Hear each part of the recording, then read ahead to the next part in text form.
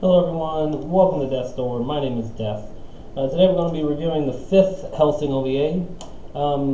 This one starts out with a very, very weird dream of Alucard. So like, Kota Hirano likes to do these little kind of side animations to where the two guns, the Harpoon Cannon and the Jackal, are kind of like personified as these really weird, kind of funny, awkward kind of animations. They're kind of side animations. They don't really have to do anything with the story, but they're really just kind of weird and quirky and funny. And I was kind of wanting to know what you guys think about that. It's kind of like a departure from the normal anime, and in my opinion, it's kind of hit or miss. They can be really, really funny, and they can be really, really, really terrible. So as we learned in the last one, Alucard went to the battleship and took over the battleship from Rip Van Winkle. But now he has the exact same problem that he had right before he got onto the battleship, and he can't cross open water.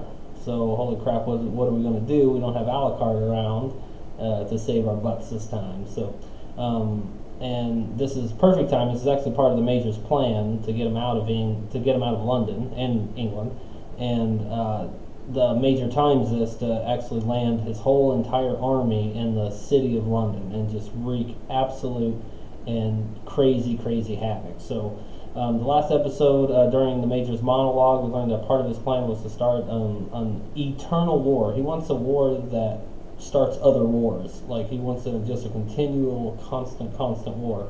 And we see the links in this episode that both he and his synthetic vampire army are willing to go to achieve that goal. He doesn't really do too much. I guess he just kind of sits back and he eats like a steak or whatever during the fight, but he doesn't really do too much.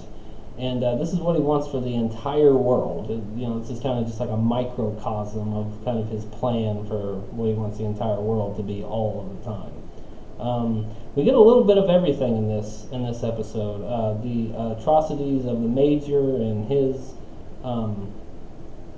soldiers, but also just the sheer courage and bravery of the British soldiers and just the citizens are trying to escape this, literal hell on earth. It's really, really bad. This is not a good time to be British and living in London, that's for sure.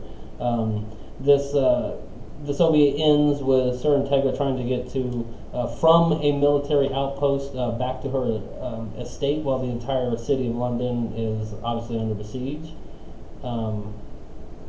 With a little bit of unexpected help at the end. A couple people that you wouldn't expect come and help her towards the end. So this is another great episode, and the first to kind of set up, what will eventually be the ending of the series. This is kind of, each one has kind of been its own standalone episode, and this is kind of the very first one that is kind of linked to the ones that are after it.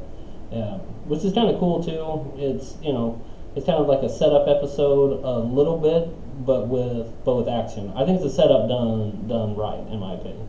So we start realizing the scope of the Major's plans, and but also the fight that the British have in them, all of the British people, that even though they're up against staggering odds. And I'd probably give this one probably about an 8 out of 10.